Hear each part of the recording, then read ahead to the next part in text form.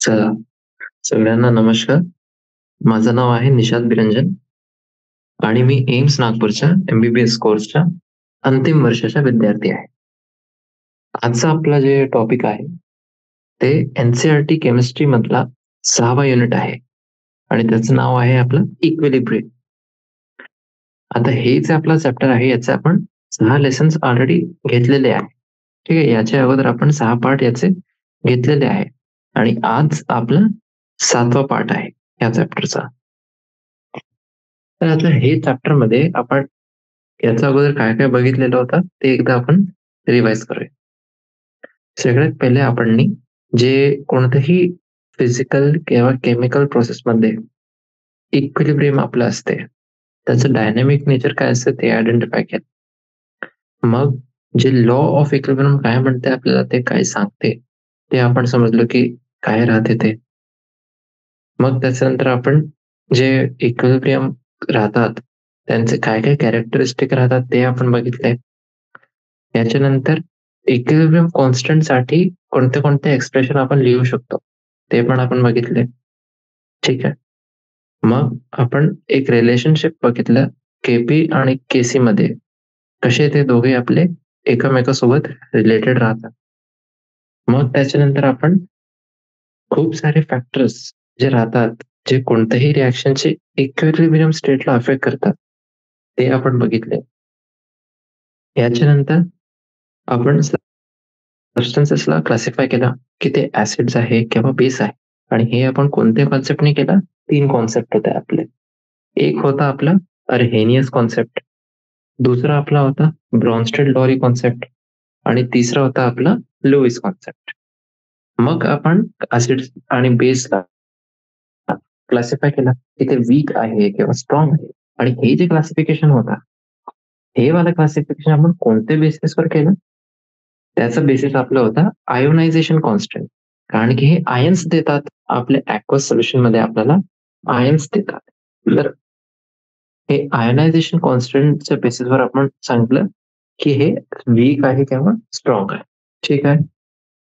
मग त्याच्यानंतर आपण जे डिग्री ऑफ आयोनायझेशन आहे, तर हे डिग्री ऑफ आयोनायझेशन कशाप्रमाणे ते डिपेंड करते इलेक्ट्रोलाइटचं कॉन्सन्ट्रेशनवर आणि कॉमन आयनचे कॉन्सन्ट्रेशन, ते आपण बघितलं. ठीक आहे.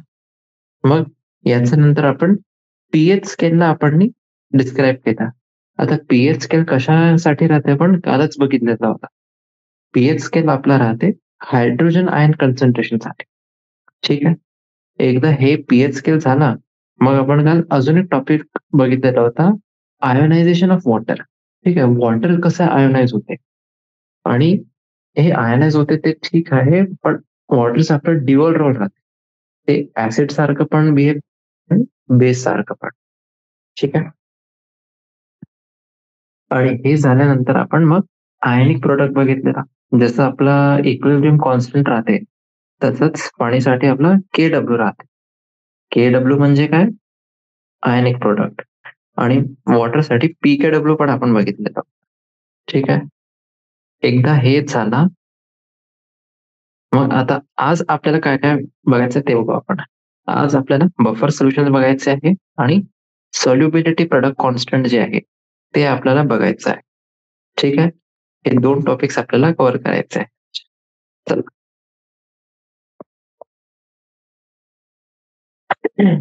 चला, तर इथे बघू आपण. इथपर्यंत आपण काल आलेले होते. आता इथून आपण आज कंटिन्यू करू. ठीक आहे. तर आपला जे पहिला टॉपिक आहे आजचा, ते आहे डाय आणि पॉलीबेसिक ऍसिड आणि डाय आणि पॉलीऍसिडिक बेस. हे स्वतःही आपले एक्सप्लेनेटरी आहे, काहीच आपल्याला समजायची गरज नाही याच्यामध्ये. आता काय काय ऍसिड जे आपले राहतात, जसं की ऑक्झॅलिक ऍसिड, सल्फ्युरिक ऍसिड आणि फॉस्फरिक ऍसिड, यांच्यावर काय असते, तर एक पेक्षा जास्ती आपला आयोनायझेबल प्रोटॉन असते पर मॉलिक्युल. ठीक आहे. हे जे आपले ऍसिड असतात त्यांना आपण काय म्हणतात, पॉलीबेसिक किंवा पॉलीप्रोटिक ऍसिड. हे असं तुम्ही लक्षात ठेवा की ऍसिड साठी आपण बेसिक टर्म यूज करतो आणि बेस साठी ऍसिडिक. ठीक आहे. आता जे आपले आयोनायझेशन रिएक्शन्स राहतात, जसं की एक आपल्याजवळ डाय बेसिक ऍसिड आहे H2X. डायबेसिक ऍसिड कोणता आहे? H2X. याला कोणत्या इक्वेशनने आपण रिप्रेझेंट करतो? H2X ऍक्वस आहे. हे आता इक्विलिब्रियम मध्ये आहे आणि काय दिलं आहे त्यांनी? H प्लस ऍक्वस आणि HX मायनस ऍक्वस. मग त्याच्या नंतरच्या स्टेपमध्ये काय होत आहे? जे आपला HX मायनस ऍक्वस आहे ते आपल्याला तिथे अजून एक H प्लस आणि मग X2 मायनस ऍक्वस. ठीक आहे, तर हे असं झालं. हे 2 स्टेपमध्ये हे होते. आणि जे आपले याचे करस्पॉन्डिंग इक्विलिब्रियम कॉन्स्टंट आहे ते आपल्याला खालती दिलेलं आहे. एक आहे आपला Ka1 आणि दुसरा आहे Ka2. ठीक आहे, तर जे Ka1 आणि Ka2 आहे याला आपण काय म्हणतात? फर्स्ट आणि सेकंड आयोनायझेशन कॉन्स्टंट. ठीक आहे, आणि कोणत्या ऍसिडचे? H2X चे. तसंच ट्रायबेसिक ऍसिडसाठी जसं आपलं H3PO4 जे आहे ते ट्रायबेसिक ऍसिड आहे. याच्यासाठी आपल्याजवळ 3 आयोनायझेशन कॉन्स्टंट्स राहणार. आणि जे व्हॅल्यूज आहे आयोनायझेशन कॉन्स्टंटचे काही आपले पॉलिप्रोटिक ऍसिडसाठी ते आपल्याला इथे दिलेली आहे. ठीक आहे, हे बघा, सगळ्यात पहिले आपलं आहे ऑक्झॅलिक ऍसिड, मग आहे ऍस्कॉर्बिक ऍसिड, त्याच्यानंतर सल्फ्युरस ऍसिड, मग सल्फ्युरिक ऍसिड, मग आहे आपला कार्बोनिक ऍसिड, सिट्रिक ऍसिड आणि फॉस्फरिक ऍसिड. आता हे आपण बघतो इथे की जे आपले हायर ऑर्डर आयोनायझेशन कॉन्स्टंट राहतात. हायर ऑर्डरचा अर्थ काय आहे? जे आपले दुसरे किंवा तिसऱ्या स्टेपमध्ये जे आयोनायझेशन कॉन्स्टंट असतात ते आपले कमी राहतात compared to lower order ionization constant म्हणजे Ka1 कोणत्याही पॉलिप्रोटिक ऍसिडसाठी. ठीक आहे, याचं कारण काय आहे की आता हे जास्ती आपल्याला कठीण राहते की आपण एक पॉझिटिव्हली चार्ज प्रोटॉनला काढू एक निगेटिव्ह आयन पासून. आणि त्याचं कारण काय आहे? एक आपले इलेक्ट्रोस्टॅटिक फोर्सेस राहतात. तर आपलं पॉझिटिव्ह आणि निगेटिव्ह हे दोघे जे इंटरॅक्शन आहे यांच्यामध्ये आपले इलेक्ट्रोस्टॅटिक जे फोर्स आहे त्याच्यामुळे हे खूप कठीण राहते. आपण त्याच्यामधून काढून घेऊ. ठीक आहे, आणि हे आपण बघू शकतो. जर आपल्याला एक प्रोटॉन काढायचा आहे अनचार्ज्ड H2CO3 पासून आणि तेच आपल्याला जर काढायचं आहे एक नेगेटिव्हली चार्ज HCO3 मायनस याच्यामधून प्रोटॉन काढायचं आहे, तर आता जास्ती कठीण दुसऱ्या केसमध्ये होईल. ठीक आहे, आणि असंच दुसरं कोणतं आपला प्रोसेस कठीण असते? जर आपल्याला एक प्रोटॉनला HPO4 मायनस 2 हे डबली चार्ज एनआयन आहे याच्यामधून आपल्याला काढायचं आहे, तर हे सगळ्यात जास्ती कठीण राहील. तर हे तुम्ही समजलं की जितकं जास्त तुम्ही जास्ती ऑर्डर मध्ये जाल तेवढं जास्त हे कठीण होते की आपण एक प्रोटॉन काढू शकतो त्या सोल्युशन पासून. ठीक आहे, चला. जे आपले पॉलिप्रोटिक ऍसिड सोल्युशन्स असतात त्यांच्यामध्ये ऍसिडचं एक मिक्सचर राहते, जसं की आपलं H2A, HA मायनस आणि A2 मायनस.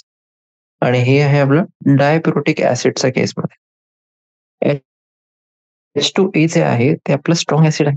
ज्याचे जे प्रायमरी रिएक्शन असते त्याच्यामध्ये H2A चं डिसोसिएशन होते आणि जे हायड्रोनियम आयन आहे सोल्युशन मध्ये ते आपलं पहिली वाली जे डिसोसिएशन स्टेप होती त्याच्यामधून ते येत होता. ठीक आहे, चला, तर हे झालं आपला की जे डाय आणि पॉलिबेसिक ऍसिड आणि बेसचं कन्सेप्ट काय असते ते होतं.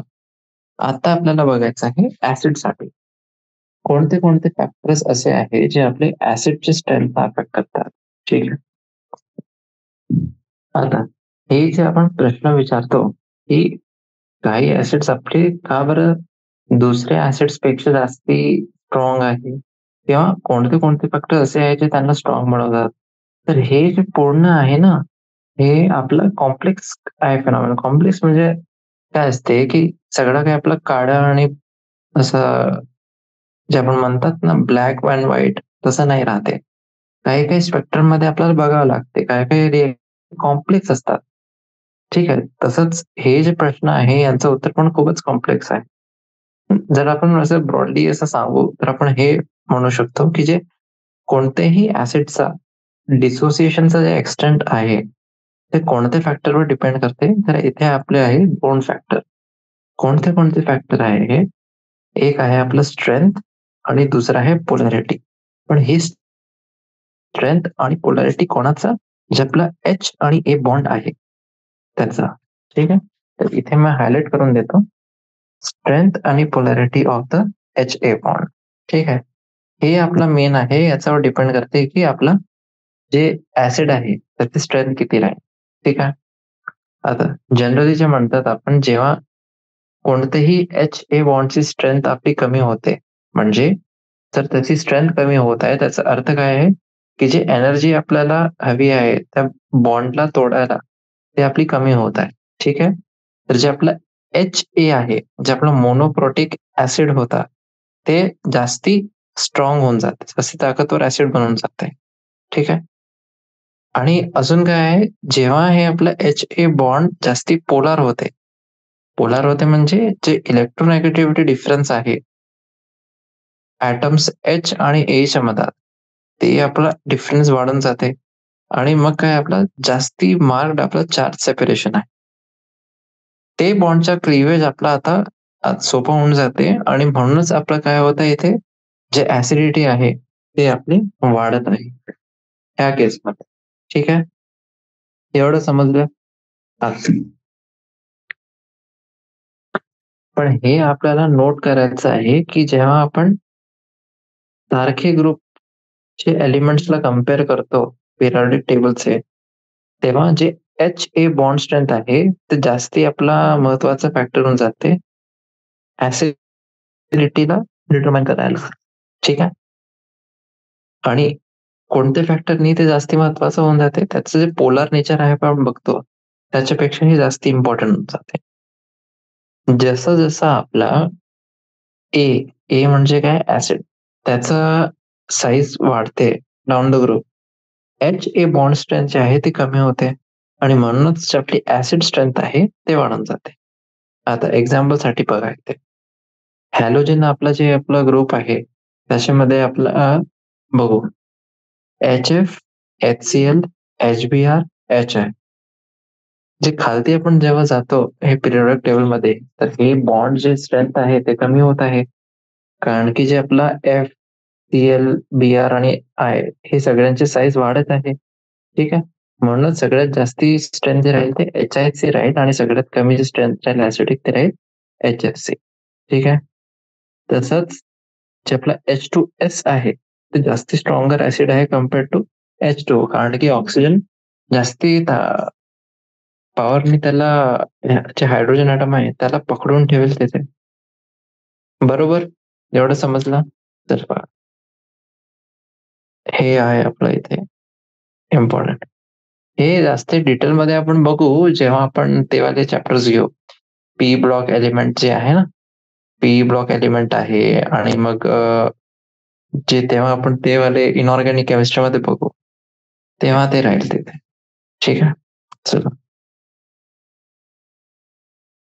आता जेव्हा हे होता की आपण एक कॉलम मध्ये बघत होतो, आता जर मी तुम्हाला हे सांगितलं की नाही बाबा मला हे नाही पाहिजे, मला असं पाहिजे की तुम्ही एकच रो मध्ये घ्या. ठीक आहे, पिरियॉडिक टेबलचे जे एक रो राहते हॉरिझॉन्टल, त्याच्यामध्ये मला सांगा. तर याच्यामध्ये कसं असते, जे एच ए बॉन्ड क्वालिटी आहे ते आपलं आता तिथे डिसाइडिंग फॅक्टर जे आहे बनून जाते कोणत्याही ऍसिडची स्ट्रेंथ सांगण्यासाठी. जसं जसं आपला इलेक्ट्रोनेगेटिव्हिटी वाढते ए ॲटमची, जे स्ट्रेंथ आहे ऍसिडची ते पण वाढते. ठीक आहे, म्हणजे याचा काय अर्थ आहे, हे बघा, हे इथे CH4, NH3, H2O आणि HF. जसं जसं तुम्ही डाव्या साइड वरून जातात, जे इलेक्ट्रोनेगेटिव्ह आहे ए वाले ॲटमची ते वाढत आहे आणि म्हणूनच आपलं जे ऍसिडिक स्ट्रेंथ आहे ते पण वाढत आहे. ठीक आहे, तर हे आहे आपलं सेम रो मध्ये, आणि सेम कॉलम जे होता त्याच्यामध्ये पण आपण बघितलेला होता की कसं राहते ते. ठीक आहे, तर हे झालं आपलं एक कॉलम आणि एक रो साठी काय आपलं कॉन्सेप्ट असते. चला, आता आपण बघू कॉमन आयन इफेक्ट. ठीक आहे, ऍसिड्स आणि बेस हे दोघांमध्येच आपलं एक कॉमन आयन इफेक्ट असते, ते आपल्याला बघायचं आहे. आता याच्यासाठी आपण काय करू, याच्यासाठी आपण बघू एक ऍसिटिक ऍसिडचं डिसोसिएशन जे आहे ते वाले आपण रिॲक्शन घेऊ. ठीक आहे, त्याचं इक्विलिब्रियम आपल्याला घ्यायचं आहे. त्याच्यामध्ये काय होत आहे, CH3COOH हे aqueous सोल्युशन मध्ये आहे. हे आता डिसोसिएट होते आणि इक्विलिब्रियम मध्ये आहे. कोणते कोणते आपले प्रोडक्ट्स आहे, H प्लस aqueous आणि CH3COO मायनस aqueous. समजलं? आता Ka ची व्हॅल्यू काय राहील, H प्लस ची कॉन्सन्ट्रेशन इंटू ऍसिटेटची कॉन्सन्ट्रेशन डिवायडेड बाय HAC ची कॉन्सन्ट्रेशन. समजलं? आता बघा इथे, जेव्हा आपण ऍसिटिक ऍसिडच्या सोल्युशन मध्ये ऍसिटेट आयन्सला टाकतो, त्याच्यामुळे काय होते, जे हायड्रोजन आयनचे कॉन्सन्ट्रेशन आहे ते कमी होऊन जाते. आणि जर हायड्रोजन आयन्सला आपण ऍड केला कोणत्याही एक्सटर्नल सोर्सनी, आपण हे सोल्युशन मध्ये ऍड केला हायड्रोजन आयन्सला, तेव्हा हे जे इक्विलिब्रियम आहे ते आपलं अनडिसोसिएटेड ऍसिटिक ऍसिडच्या डायरेक्शन मध्ये जाईल. म्हणजे कोणती डिरेक्शन राहील, हे ते वाली डिरेक्शन ज्याच्यामध्ये आपलं हायड्रोजन आयन्सचं जे कॉन्सन्ट्रेशन आहे ते कमी होत आहे. ठीक आहे, हेच जे आपलं फिनॉमिनन आहे, हे आपलं एक्झाम्पल आहे कॉमन आयन इफेक्टचा. ठीक आहे, आणि याला आपण कसं डिफाईन करू शकतो हे बघा, इथे याचे डेफिनेशन आहे. याला आपण असं डिफाईन करू शकतो की काय आहे, हे shift in equilibrium on adding a substance that provides more of an ionic species already present in the dissociation equilibrium. ठीक आहे, काय आहे, काहीच नाही आहे, इक्विलिब्रियम मध्ये एक शिफ्ट आहे जेव्हा आपण कोणत्याही सबस्टन्सला ऍड करतो, आणि ते आपल्याला काय देत आहे, कोणती आयनिक स्पीशीज ते आपल्याला जास्ती देत आहे, पण हे ते वाली स्पीशीज आहे जी आपली डिसोसिएशन इक्विलिब्रियम मध्ये ऑलरेडी होती तिथेच. ठीक आहे, तर हे आहे आपला कॉमन आयन.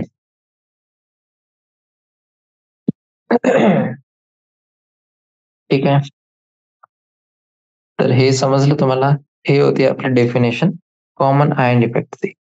आणि हे पूर्ण आपलं बेस्ड आहे ले शटेरियस प्रिन्सिपल जे आपण बघितलेला होता है ना, हेच चॅप्टर मध्ये, याचा अगोदर आपण ले शटेलियर प्रिन्सिपल बघितलेला आहे, तर त्याचा वरच बेस्ड आहे.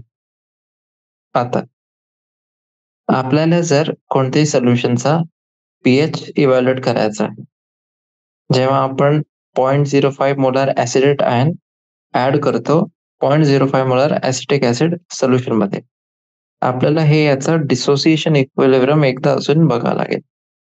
हे जे याचा डिसोसिएशन इक्विलिब्रियम आहे त्याच्यामध्ये काय होतं बघा, HAC aqueous हे डिसोसिएट होते आणि काय देते आपल्याला, H प्लस aqueous आणि ऍसिटेट आयन aqueous. इनिशियल आता इथे तेच करायचं आहे आपलं, जे आपण काल बघितलं होतं तसंच आपल्याला स्टेप्स करायचं आहे. इनिशियल कॉन्सन्ट्रेशन किती आहे आपली, 0.05 0.05. एक्स आपला आहे एक्सटेंट ऑफ आयोनायझेशन ऍसिटिक ऍसिडचा, चेंज इन कॉन्सन्ट्रेशन किती राहील, -x रिएक्टंट मध्ये आणि +x प्रोडक्ट मध्ये. इक्विलिब्रियम कॉन्सन्ट्रेशन किती राहील, 0.05 -x x आणि 0.05 x. ठीक आहे, जेव्हा याचा आपण के काढतो तेव्हा आपला के किती येते, 0.05. म्हणजे पीएच जे आहे आपला H प्लस आयनची कॉन्सन्ट्रेशन किती आली, 1.8 इंटू 10⁻⁻5 मोलार. आणि पीएच जे होतं आपलं ते काय राहते, negative logarithm of H plus ion concentration, तर ते किती आलं, 4.74. ठीक आहे, चला हे 6.24 प्रॉब्लेम बघा, आपल्याला 0.10 मोलार अमोनिया सोल्युशनचा पीएच काढायचा आहे. तर हे एकदा जर काढला त्याच्यानंतर आपल्याला पीएच काढायचा आहे, जेव्हा आपण 50 ml हे सोल्युशनचा घेतला आणि त्याला ट्रीट केलं विथ 25 ml 0.10 मोलार HCl. ठीक आहे, जे डिसोसिएशन कॉन्स्टंट आहे अमोनियाचा ते आपल्याला दिलेलं आहे केबी, किती आहे, 1.77 इंटू 10⁻⁻5. हे आहे डिसोसिएशन कॉन्स्टंट. चला सोल्युशन बघू आपण.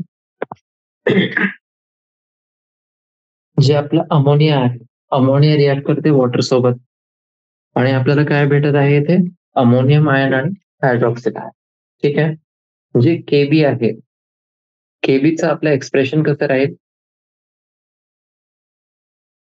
केबीचं एक्सप्रेशन राहील अमोनियम आयनचे कॉन्सन्ट्रेशन मल्टिप्लाय करू आपण त्याला हायड्रॉक्सिल आयनचे कॉन्सन्ट्रेशन आणि मग याला आपण डिवाइड करू अमोनियाचे कॉन्सन्ट्रेशन पासून. तर हे आपलं किती येते? केबीची व्हॅल्यू आहे आपली 1.77 इंटू 10⁻⁻5.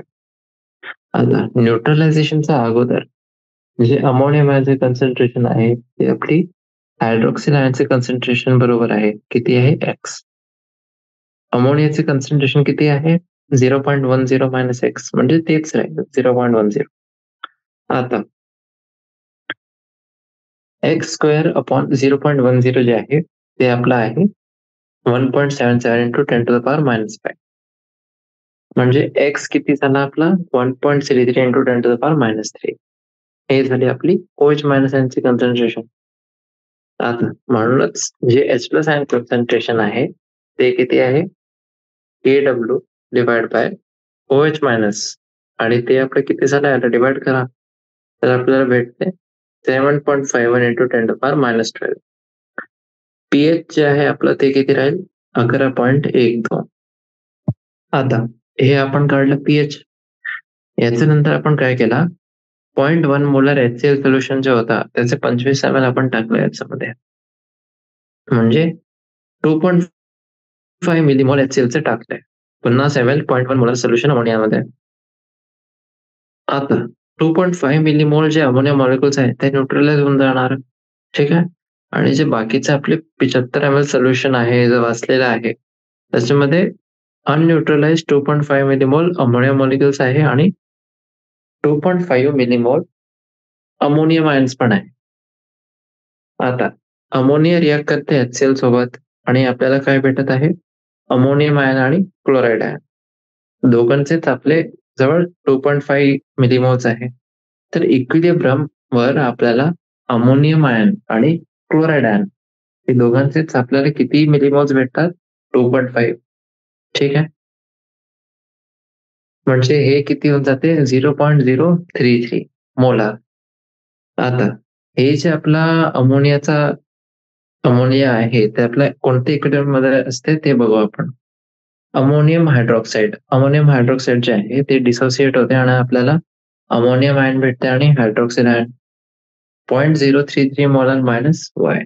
आणि अमोनियम आणि हायड्रॉक्सिल आयन किती भेटत आहे आपल्याला? वाय आणि वाय. आता इथे वाय जे आहे वाय काय? वाय आहे आपली OH मायनस आयनचे कॉन्सन्ट्रेशन आणि तेच आहे आपलं अमोनियम आयनचं कॉन्सन्ट्रेशन. ठीक आहे. जे आपलं फायनल 75 ml सोल्युशन आहे ते न्यूट्रलायझेशनच्या नंतर त्याच्यामध्ये ऑलरेडी आपले 2.5 मिलीमोल अमोनियम आयन्स राहतात. म्हणजे 0.033 मोलार. म्हणजे म्हणूनच जे आपला टोटल कॉन्सन्ट्रेशन आहे अमोनियम आयन्सचे ते कशाने भेटते आपल्याला?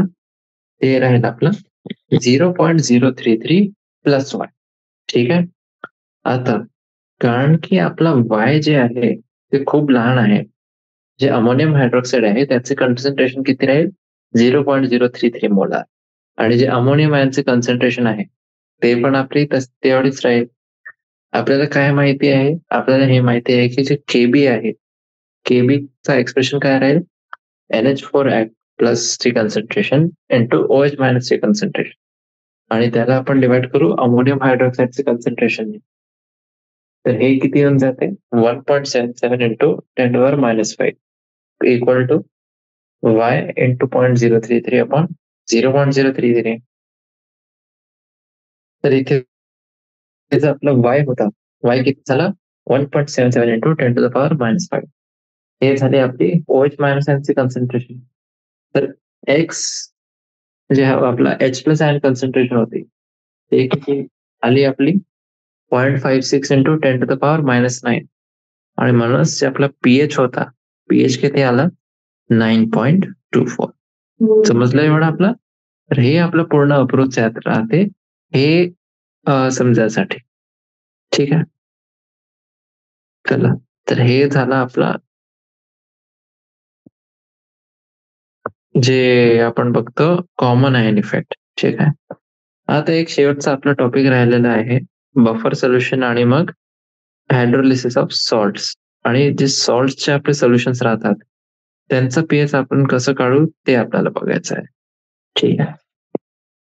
आता ऍसिड्स आणि बेस यांची जी रिॲक्शन होते काही डेफिनेट प्रोपोर्शन मध्ये, यांची रिॲक्शनचा आपलं जे रिझल्ट राहते ते राहते आपला सॉल्ट्स. आणि हे जे सॉल्ट्स राहतात तेव्हा यांना आपण पाणीमध्ये टाकतो, यांचं काय होते आयोनायझेशन होते. ठीक आहे. जे कॅटायन्स किंवा अनायन्स आपले बनतात हे सॉल्ट्सच्या आयोनायझेशन पासून, ते आपले हायड्रेटेड आयन सारखे एक्झिस्ट करतात ऍक्वस सोल्युशन मध्ये किंवा पाणीसोबत इंटरॅक्ट करतात ऍसिड किंवा बेस बनण्यासाठी. आणि हे डिपेंड करते आपलं नेचर ऑफ सॉल्ट्स वर. जे दुसरेवाला आपले आहे, दुसऱ्यावाली जी आपली इंटरॅक्शन होती पाणी आणि कॅटायन्स किंवा आयनायन्स मधून, किंवा दोघेही आपले जे सॉल्ट्स आहे त्यांना आपण म्हणतात हायड्रोलिसिस.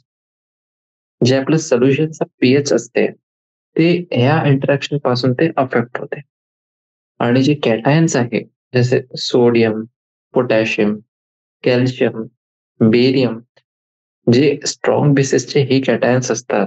आणि जे एनायन्स असतात स्ट्रॉंग ऍसिडचे, कोणते कोणते एनायन्स?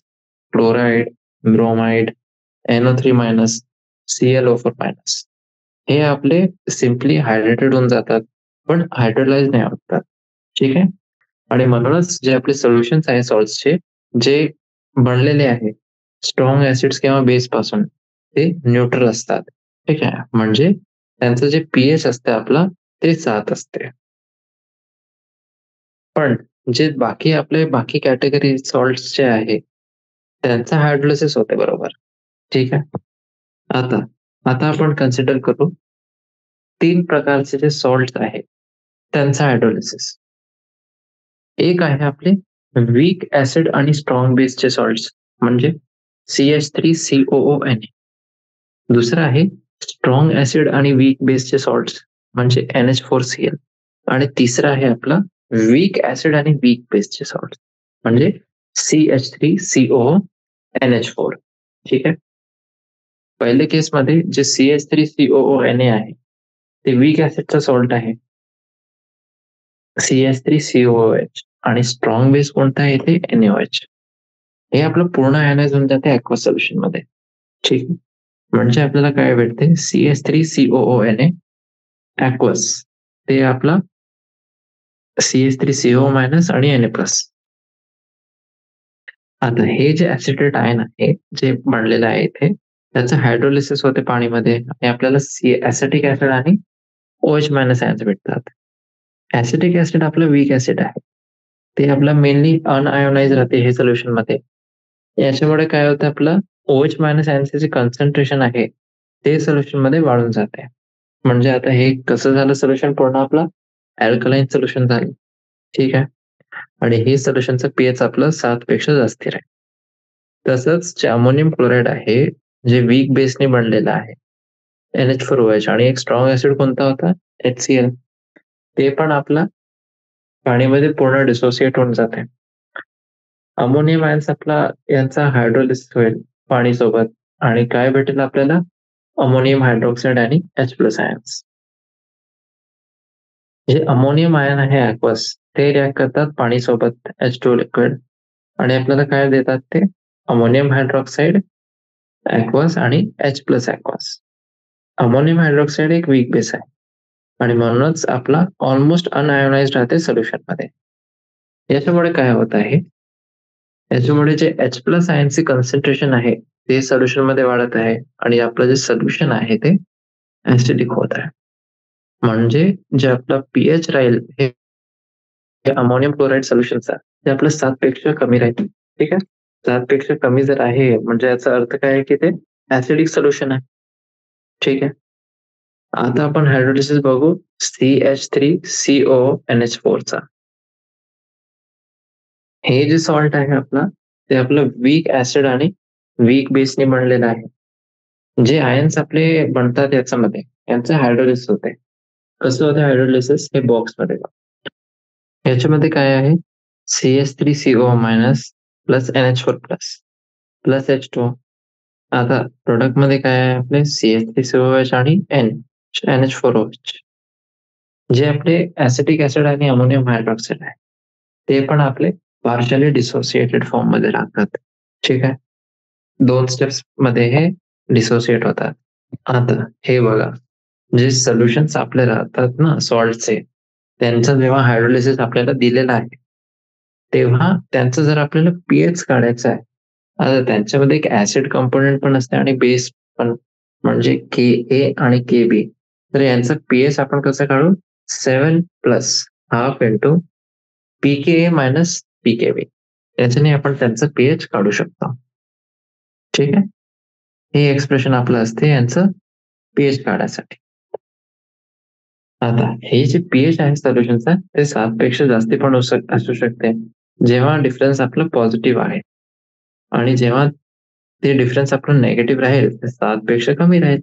ठीक आहे, हे मॅथमॅटिकली आपण सांगू शकतो. हे 6.25 प्रॉब्लेम आहे. ऍसिटिक ऍसिडचं पीके किती आहे ते दिलेलं आहे आणि पीकेबी अमोनियम हायड्रोक्साईडचं पण दिलेलं आहे. आपल्याला अमोनियम ऍसिटेट सोल्युशनचा पीएच काढायचा आहे, हे आपण काढू शकतो. डायरेक्ट तिथे फॉर्म्युलामध्ये टाकायचं आहे आणि आपल्याला याचं जे उत्तर आहे ते भेटून जाईल. आता आता तुम्ही बघा बफर सोल्युशन्स. बफर सोल्युशन्स काय असतात ते बघू. खूप सारे जे आपले बॉडी फ्लुइड्स राहतात, जसं की आपलं ब्लड आहे, युरिन आहे, त्यांचं एक डेफिनेट पीएच असते आणि हे पीएच मध्ये काही डेफिनेशन झाला जर असते तेव्हा आपण काय म्हणतो की आपली जी बॉडी आहे त्याच्यामध्ये माल फंक्शनिंग होत आहे, बरोबर काम नाही करत आहे आपली बॉडी, म्हणजे आपलं मोठं मोठं अर्थ हेच राहते. ठीक आहे,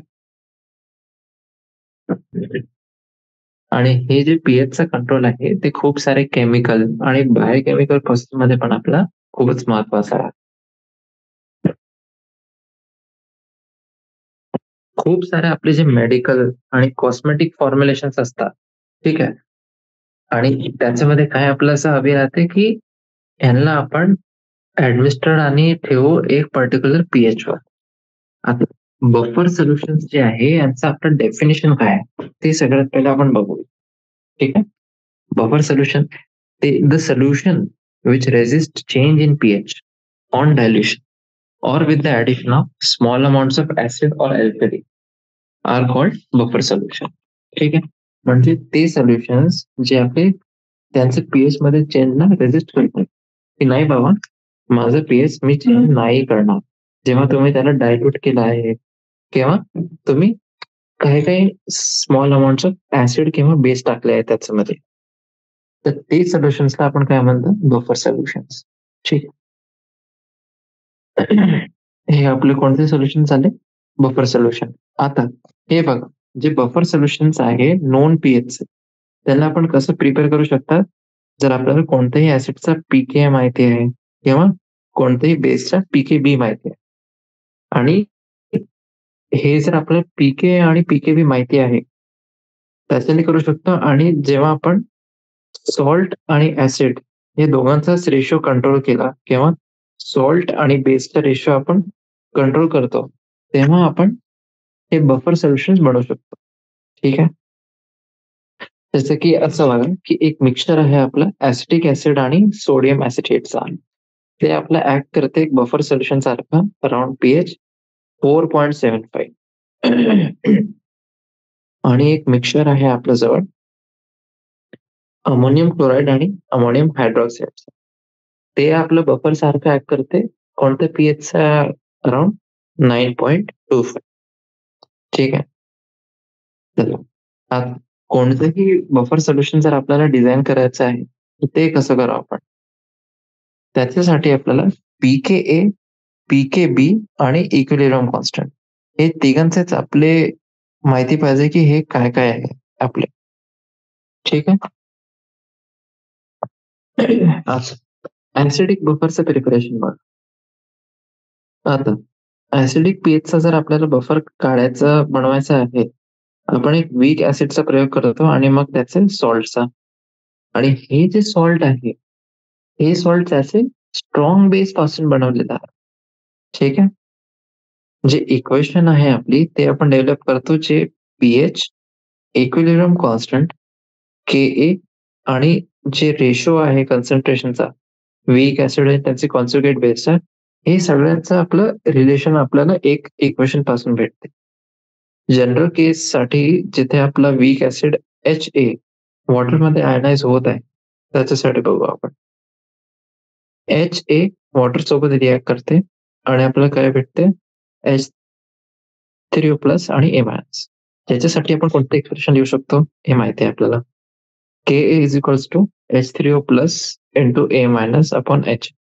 आता हे एक्सप्रेशनला जर आपण रिअरेंज केला तर आपल्याला काय भेटते? H3O plus is equal to Ka into HA upon A minus.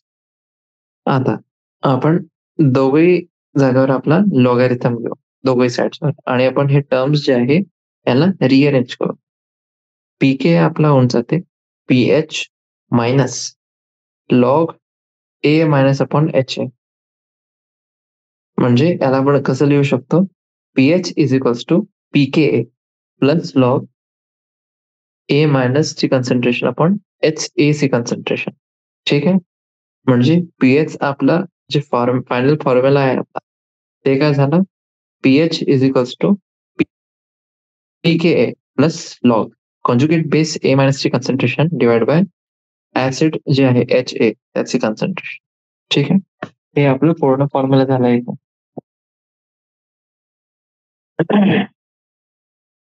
आता हेच जे आपण एक्सप्रेशन बघितलं आहे इथे 6.40, तेच आपली आहे हेंडरसन हॅझलबॅल्ट इक्वेशन. ठीक आहे. हे ह्या नावानेच आपल्या प्रश्नामध्ये येते हेंडरसन हॅझलबॅल्ट इक्वेशन. जे क्वांटिटी आहे ए मायनस अपॉन एच ए, ते आपला रेशो आहे कॉन्जुगेट बेस म्हणजे एनायलचा कन्सन्ट्रेशनचा, आणि जे ऍसिड आपला आहे मिक्सचर मध्ये प्रेझेंट जे आहे त्याचे कन्सन्ट्रेशनचा आपला रेशो आहे. ठीक आहे. आता कारण की ऍसिड आपलं एक वीक ऍसिड आहे, ते खूपच कमी एक्सटेंडने अनालाइज होते, आणि जे HA चे कन्सन्ट्रेशन आहे ते आपलं नेग्लिजिबली आपली वेगळे राहते फ्रॉम कन्सन्ट्रेशन ऑफ ऍसिड, ज्याला आपण घेतलेलं आहे टू फॉर्म बफर. आणि जे मोस्ट ऑफ आपला कॉन्जुगेट बेस आहे ए मायनस, ते कशापासून येते? ते येते आपला जे सॉल्टचे आयोनायझेशन करतं, जे आयोनायझेशन ऑफ सॉल्ट आहे ऑफ द ऍसिड त्याच्याने येते. म्हणूनच जे आपलं कॉन्सन्ट्रेशन आहे कॉन्जुगेट बेसच्या, ते आपलं नेग्लिजिबली वेगळं राहील फ्रॉम कॉन्सन्ट्रेशन ऑफ सॉल्ट. म्हणजे हे जे इक्वेशन आहे याचं फॉर्म असता कसं होऊन जाते हे बघा. हे आहे आपली main equation. pH is equal to pKa plus log concentration of salt upon concentration of acid. ठीक आहे. हे झाले आपली मेन याच्यामध्ये इक्वेशन, ज्याच्यामध्ये सॉल्ट आणि ऍसिड आपल्याला दिलेलं. आता हे जे इक्वेशन आहे याच्यामध्ये जर आपण ए मायनस ची कन्सन्ट्रेशनला बरोबर केला to concentration of H A, तेव्हा जे पीएच आपला आहे ते पीके चा बरोबर होऊन जाते, कारण की लॉग 1ची जे व्हॅल्यू आहे 0 असते आपली. ठीक आहे. म्हणजे जर आपण मोलर कन्सन्ट्रेशन घेतली ऍसिड आणि सॉल्टची, तर त्याला आपण सेम घेतला, तेव्हा जे पीएच आहे बफर सोल्युशनचा ते इक्वल टू राहील आपला पीके ऍसिडचा. ठीक आहे. म्हणजे बफर सोल्युशन बनवण्यासाठी रिक्वायर्ड पीएचचा बफर सोल्युशन आपल्याला बनवायचा आहे, आपण ते ऍसिडचं चयन करतो ज्याचा पीके आपला क्लोज टू आहे रिक्वायर्ड पीएच. ठीक आहे. ऍसिटिक ऍसिड साठी जे पीके ची व्हॅल्यू आहे ते आहे 4.76. म्हणूनच जे पीएच आहे बफर सोल्युशनचा, जे ऍसिटिक ऍसिड आणि सोडियम ऍसिटेट पासून बनवलेलं आहे, त्याला आपण इक्वल मोलार कन्सन्ट्रेशन मध्ये घेतो, आणि ते आपलं कोणत्या व्हॅल्यूच्या आसपास राहील? ते आपल्याला 4.76च्या जवळ राहील. ठीक आहे. असंच आपलं जे अनालिसिस आहे ते आपण एक बफरचं केलेलं आहे, एक वीक बेस आणि त्याचे कॉन्जुगेट ऍसिड पासून. आणि त्याच्यामध्ये मुळे आपल्याला कोणता रिझल्ट भेटते ते बघा. इथे जे आपल्याला रिझल्ट भेटते ते कोणता फॉर्म्युला असते, POH is equal to PKB plus log conjugate ऍसिडचे कॉन्सन्ट्रेशन BH प्लस आणि बेसचे कॉन्सन्ट्रेशन B. ठीक आहे. जे पीएच आहे आपला बफर सोल्युशनचा, ते कशा आपण कॅल्क्युलेट करू शकतो, जेव्हा आपण equation PH plus POH is equal to 14 हे जेव्हा आपण इक्वेशन घेतली, याच्याने आपण बफर सोल्युशनचं पीएच काढू शकतो. आपल्याला हे माहिती आहे की PH plus POH is equal to किती राहील, PKW म्हणजे 14 आणि PK प्लस PKB पण आपलं PKW आहे. हे व्हॅल्यू जेव्हा आपण इक्वेशन मध्ये टाकतो, तर आपल्याला याचं दुसरं फॉर्म भेटून जाते. PKW minus PH is equal to PKW minus PK plus log conjugate acid upon base. केव्हा हे PKA च्या टर्म्स मध्ये जर घ्यायचं आहे, तर PH is equals to PKA plus log conjugate acid concentration upon बेसचे कॉन्सन्ट्रेशन. ठीक आहे. हे झालं आपलं याच्यासाठी. आता जर मोलार कॉन्सन्ट्रेशन आपले बेस आणि त्याचे कॉन्जुगेट ऍसिडचे सेम आहे, तेव्हा जे पीएच राहील आपला बफर सोल्युशनचा, ते सेम राहील पीके सारखं जे बेस साठी होता. अमोनियासाठी जे पीके ए व्हॅल्यू आहे ते आहे 9.25 आणि म्हणूनच जे आपलं बफर आहे ऑफ पीएच क्लोज टू 9.25 ते आपल्याला भेटू शकते जेव्हा आपण अमोनिया सोल्युशनला घेतलेलं आहे आणि अमोनियम क्लोराईड सोल्युशनला पण घेतलेलं आहे, यांची मोलर कॉन्सन्ट्रेशन आपली सारखी आहे. ठीक आहे. आता एक बफर सोल्युशन जे आपण अमोनियम क्लोराईड आणि अमोनियम हायड्रोक्साईडने बनवतो, त्यासाठी इक्वेशन कशी होऊन जाते आपली, pH is equals to 9.25 plus log conjugate acid upon base. आता हे बघा, डायल्युशननी आपला बफर सोल्युशनचा पीएच का बरं चेंज नाही होत, त्याचं एक कारण आहे आणि ते कारण आपल्याला इथे दिलेलं आहे. ठीक आहे. काय कारण आहे, कोणत्याही बफर सोल्युशनचा पीएच जे आहे ते डायल्युशननी अफेक्ट नाही होत, कारण की लॉगॅरिथमिक टर्मच्या आतमध्ये जे रेशो आपलं राहते ते आपलं अनचेंज राहते. ते त्याच्यामध्ये काहीच आपला चेंज नाही येणार. चला, आता आपल्याला बघायचं आहे जे आपलं सॉल्युबिलिटी इक्विलिब्रियम राहते स्पेअरिंगली सॉल्युबल सॉल्ट्सचा. स्पेअरिंगली सॉल्युबल सॉल्ट्स जे आहे आपले, स्पेअरिंगली सॉल्युबल सॉल्ट्सचा अर्थ काय राहते आपलं, की ते जास्ती आपले सॉल्युबल नाही, कमीत कमी जितकं राहते तेवढे आपले कमीत कमी सॉल्युबल आहे. ठीक आहे.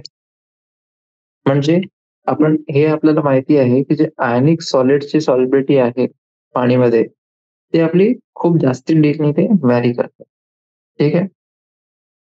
जसं की कॅल्शियम क्लोराईड आहे, ते इतके सॉल्युबल आहे की ते हायग्रोस्कोपिक इन नेचर राहतात आणि वॉटर वेपरला पण ते ऍटमॉस्फिअर पासून ते ऍब्झॉर्ब करून जातात.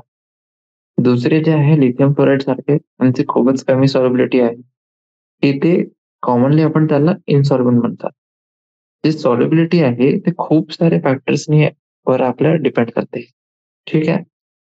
याच्यामध्ये महत्वाचे कोणते आहे, lattice enthalpy of salt, solution enthalpy of ions in solution. आता एक सॉल्ट साठी जर त्याला एक सॉल्व्हेंट मध्ये आपल्याला डिझॉल्व्ह करायचं आहे, जे आपले खूपच ताकदवर फोर्सेस ऑफ अट्रॅक्शन राहतात त्यांचे आयन्स मध्ये, ते त्याला आपण काय म्हणतात, त्याला आपण म्हणतात लॅटिस एंथॅल्पी. ठीक आहे. तर हे जे लॅटिस एंथॅल्पी आहे त्याला आपल्याला ओव्हरकम करायला पाहिजे बाय आयन सॉल्व्हेंट इंटरॅक्शन्स. ठीक आहे.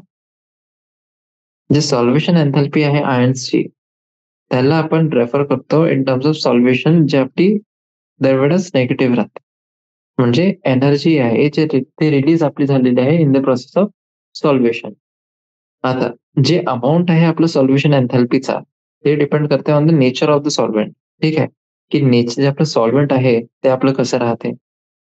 आता नॉन पोलार किंवा कोव्हॅलंट आपलं जे सॉल्व्हेंट आहे, त्याच्या केसमध्ये जे सॉल्व्हेशन एंथॅल्पी आहे ते कमी राहते आणि म्हणूनच जे आपला हे एंथॅल्पी आहे ते आपली सफिशियंट नाही आहे.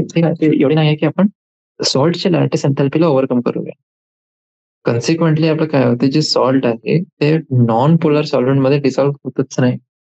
आणि ऍज अ जनरल रूल कोणतेही सॉल्ट जर त्याला डिझॉल्व्ह व्हायचं आहे एक पर्टिक्युलर सॉल्व्हेंट मध्ये, त्याची सॉल्व्हेशन एंथॅल्पी आहे ते जास्ती व्हायला पाहिजे compare to its lattice enthalpy. So that काय होईल, जे आपला सॉल्व्हेशन एंथॅल्पी आहे ते आपण ओव्हरकम करू शकतो. प्रत्येक सॉल्ट जे आहे त्याची कॅरेक्टरिस्टिक सॉल्युबिलिटी राहतात, जे आपली टेम्परेचरवर डिपेंड करते. आणि सॉल्ट्स आपण कसं क्लासिफाय करतो, त्यांचे सॉल्युबिलिटीच्या बेसिसवर आपण क्लासिफाय करतो 3 कॅटेगरीमध्ये. पहिली कॅटेगरी आपली आहे सॉल्युबल सॉल्ट. यांची सॉल्युबिलिटी 0.1 मोलार पेक्षा जास्त आहे. दुसरी आपली कॅटेगरी आहे स्लाइटली सॉल्युबल. यांची सॉल्युबिलिटी 0.01 मोलार पासून जास्ती राहते, पण 0.1 मोलार पेक्षा कमी राहते. हे झाले आपले स्लाइटली सॉल्युबल. आणि तिसरी कॅटेगरी जी आहे ती आहे आपली स्पेअरिंगली सॉल्युबल. हे जे आपले सॉल्ट्स आहे त्यांची सॉल्युबिलिटी 0.01 मोलार पेक्षा पण कमी राहते. तर तुम्हाला फक्त दोनच फिगर आपले लक्षात ठेवायचे आहे. एक आहे आपलं 0.1 मोलार आणि दुसरं आहे 0.01 मोलार. जर 0.01 मोलार पेक्षा कमी आहे, कॅटेगरी 3 स्पेअरिंगली सॉल्युबल. 0.1 पेक्षा जास्ती आहे सॉल्युबल. आणि यांचे मधात जर आहे तर स्लाइटली सॉल्युबल. ठीक आहे, हे आपलं जे टेबल आहे हे खूपच महत्वाचं. चला आता एक आपण इथे इक्विलिब्रियम बघू. हे इक्विलिब्रियम कोणते कोणते फॅक्टरच्या मदत आहे. एक आहे आपला स्पेअरिंगली सॉल्युबल आयनिक सॉल्ट आणि दुसरा आहे त्याचा सॅच्युरेटेड ऍक्वस सोल्युशन. ठीक आहे, जे आपलं सॉल्युबिलिटी प्रोडक्ट कॉन्स्टंट आहे त्याच्यामध्ये आपण बघू की आपल्याजवळ एक सॉलिड आहे जसं की बेरियम सल्फेट. ते आहे त्याचे सॅच्युरेटेड ऍक्वस सोल्युशनच्या कॉन्टॅक्ट मध्ये. आता जे इक्विलिब्रियम आहे अनडिसॉल्व्ड सॉलिड आणि आयन्सचे पदार्थ एक सॅच्युरेटेड सोल्युशन मध्ये, त्याला आपण कसं रिप्रेझेंट करू शकतो ते बघा. याची इक्वेशन आपली अशी असते. हे आहे याची equation. Barium sulphate solid saturated solution आहे पाणीमध्ये. ते कशामध्ये डिसोसिएट होते, बेरियम +2 ऍक्वस आणि SO4-2 ऍक्वस. जे इक्विलिब्रियम कॉन्स्टंट आहे ते कोणत्या इक्वेशनने आपल्याला भेटते, K is equals to Ba+2 into SO4-2 पण BaS. प्युअर सॉलिड सबस्टन्स साठी कॉन्सन्ट्रेशन आपली कॉन्स्टंट राहते आणि आपण त्यांना युनिट घेऊ शकतो. युनिट म्हणजे 1 कन्सिडर करू शकतो.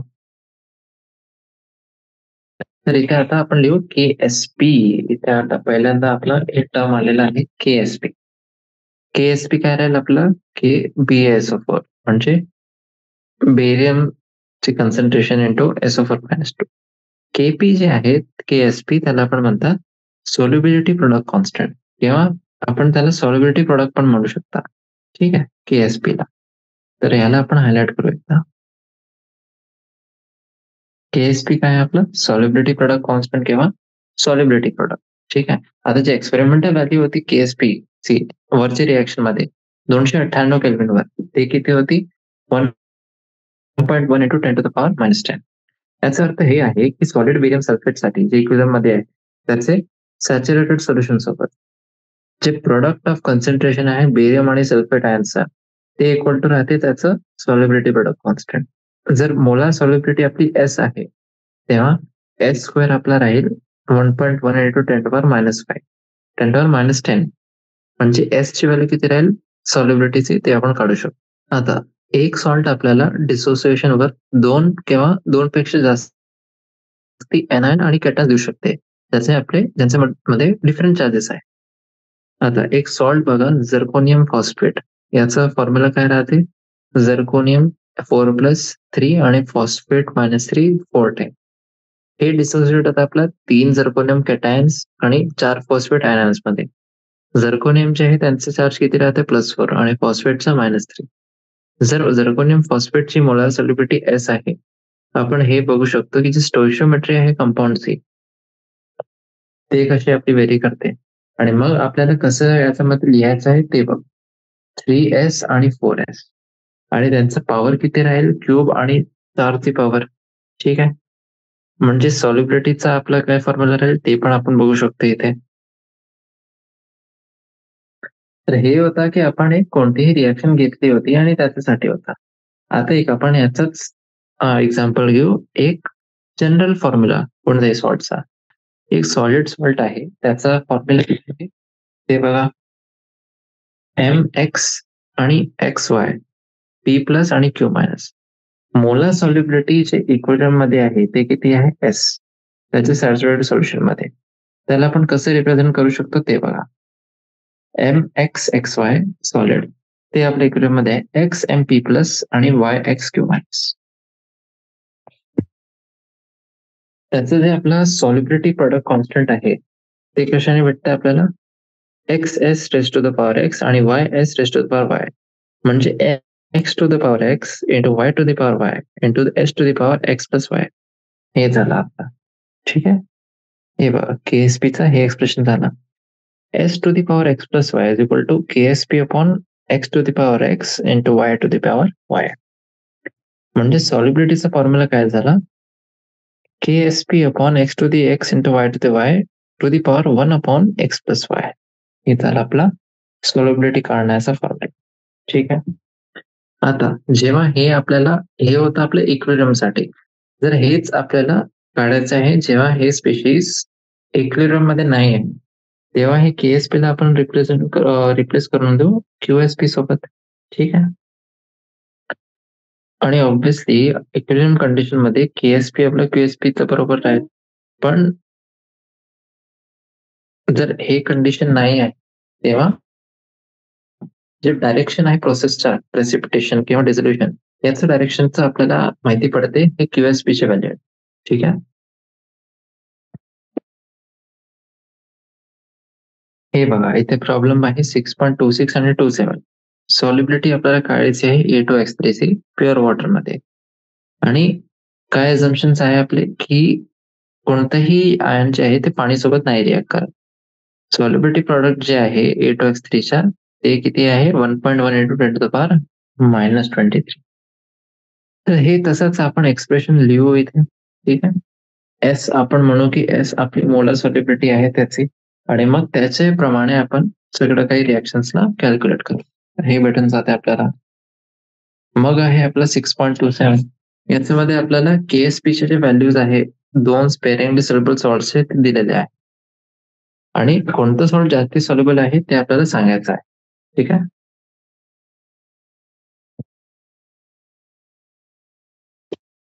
चला आता आपलं जे शेवटचं टॉपिक आहे ते आहे की सॉल्युबिलिटी जे असते आयनिक सॉल्टची त्याच्यावर कॉमन आयन इफेक्ट आपला त्याचं काय आपला फरक राहते. ठीक आहे. ले शॅटरर प्रिन्सिपल आपल्याला हे सांगते की जर आपण कॉन्सन्ट्रेशन वाढवू कोणतेही एक आयनचे ते कंबाईन व्हायला पाहिजे अपोजिट चार्जच्या आयन सोबत आणि काही जे सॉल्ट आहे ते प्रेसिपिटेट होऊन जाईल केव्हापर्यंत जेव्हा KSP is equal to QSP नाही होत आहे. तसंच कोणतेही आयनची मी कॉन्सन्ट्रेशन कमी केली तेव्हा जास्ती सॉल्ट आपलं डिसॉल्व्ह होईल कारण की दोघंही आयन्सची आपल्याला कॉन्सन्ट्रेशन वाढायची आहे केव्हापर्यंत जेव्हापर्यंत KSP आपलं QSPच्या बरोबर नाही होते. हे ऍप्लिकेबल आहे सॉल्युबल सॉल्ट साठी पण जसं की आपलं सोडियम क्लोराईड आहे त्याच्यासाठी पण एक्सेप्ट केव्हा जेव्हा हायर कॉन्सन्ट्रेशनच्या मुळे जे आयन आहे त्यांच्या कॉन्सन्ट्रेशनमुळे आपण त्यांची ऍक्टिव्हिटीज घेतो त्यांच्या मोलॅरिटीज इन्स्टेड. ठीक आहे. QSP मध्ये म्हणजे जर आपण एक सॅच्युरेटेड सोल्युशन घेतलं सोडियम क्लोराईडचा आणि HCl गॅस पास केली त्याच्यामधून तेव्हा सोडियम क्लोराईड आपलं प्रेसिपिट होते. अशामुळे जास्ती जे कॉन्सन्ट्रेशन आहे ऍक्टिव्हिटी आहे क्लोराईड आयनची जे डिसोसिएशन होत आहे HCl पासून त्याच्यामध्ये सोडियम क्लोराईड जे आहे जे आपल्याला भेटलं आहे ते जास्ती खूपच प्युअर राहते आणि जे इम्प्युरिटीज आहे ते आपण काढू शकतो जसं की सोडियम आणि मॅग्नेशियम सल्फेट आहे ते आपण काढू शकतो. कॉमन आयन इफेक्ट जे आहेत ते आपल्याला अजून आपल्याला प्रयोगमध्ये येते. कम्प्लीट प्रेसिपिटेशन कोणत्याही पर्टिक्युलर आयनचा त्याचं स्पेअरिंगली सॉल्युबल सॉल्ट सारखं आणि खूपच कमी व्हॅल्यू राहते त्याची सॉल्युबिलिटी प्रोडक्टची ग्रॅव्हिमेट्रिक एस्टिमेशनसाठी. म्हणूनच आपण सिल्वर आयन जे आहे त्याला प्रेसिपिटेट करू शकतो ऍज सिल्वर क्लोराईड. फेरिक आयनला त्याचं हायड्रोक्साईड सारखं आणि बेरियम आयनला त्याचं सल्फेट मध्ये. 6.28 आपली जी प्रॉब्लेम आहे, ते वाली प्रॉब्लेम बघा तुम्ही. याच्यामध्ये आपल्याला मोलार सॉल्युबिलिटी काढायची आहे निकेल डायहायड्रॉक्साईडची 0.1 मोलार NaOH मध्ये. आयनिक प्रोडक्ट आपल्याला दिलेला आहे 2 × 10⁻50. सॉल्युबिलिटी आपण त्याची एस घेतली. ठीक आहे. डिझोल्युशन जे आहे आपल्याला किती देते, एस आणि 2s मोल देते. म्हणजे टोटल कन्सन्ट्रेशन राहील OH- ions ते किती राहील 0.1 + 2s. ठीक आहे. KSP किती राहील nickel +2 × OH- 2 s × 0.10 + 2s to the power 2. KSP खूप कमी आहे म्हणजे 2s जे आहे खूपच कमी आहे कम्पेअर्ड टू 0.1. म्हणजे हे जर आपण इक्वेट करू तर आपल्याला एस ची व्हॅल्यू भेटते. ठीक आहे. झालंय. आता दोन इक्विलिब्रियम आपल्याला सायमल्टेनियसली सॅटिस्फाय करायचं आहे. m plus into x minus. तर याच्यासाठी आपण के लिहू शकतो. हे के भेटला आपल्याला. ठीक आहे. एच आणि हे वाला आपण रिअरेंज केला, दोघे साईड इन्व्हर्स केला तर आपल्याला काय भेटते, हे वाला इक्वेशन भेटते. अजून एकदा आपण रिव्हर्स करू तर आपल्याला काय भेटते, हे वाला. ठीक आहे. आणि आपण हे बघू शकतो जसं जसं आपला एफ कमी होत आहे, पीएच पण कमी होत आहे. जर एस आपली सॉल्युबिलिटी आहे हे सॉल्टची कोणत्याही गिव्हन पीएच वर, तेव्हा जे आपला केएसपी आहे, केएसपी किती राहील एस इंटू एफ एस. म्हणजे आपलं जे फायनल फॉर्म्युला आहे ते किती राहील केएसपी इंटू एच प्लस ची concentration plus K upon K to the power 1/2. ठीक आहे. म्हणजे सॉल्युबिलिटी जे आहे ते वाढत आहे with increase in H plus and concentration किंवा डिक्रीज इन पीएच. म्हणजे ते आपला इन्व्हर्सली प्रपोर्शनल आहे. ठीक आहे. तर हे रिलेशन आहे आपला इथे जेव्हा आपण हे बघतो. तर हे आपला होता आजचा पूर्ण टॉपिक, जे इक्विलिब्रियम चॅप्टर आहे 6वा युनिट, ते आपण आज संपवलेलं आहे.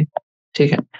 आणि याची समरीमध्ये पण तेच आहे जे काही आपण बघितलेले आहे. Equilibrium constant, Le Chatelier principle, catalyst, electrolyte, ionization किंवा dissociation electrolytes, Arrhenius acid, Bronsted Lowry, Lewis, conjugate acid base pair, pH scale काय असते, बफर सोल्युशन्स काय असतात, आणि मग जे सॉल्युबिलिटी प्रॉडक्ट कॉन्स्टंट जे राहते की एसपी जे म्हणतात आपण किंवा आपण सॉल्युबिलिटी प्रॉडक्ट म्हणतात ते. तर हे होतं आपलं आजचं टॉपिक आणि याच्या नंतरच आपण बघू नंतर. ठीक आहे. चला, धन्यवाद.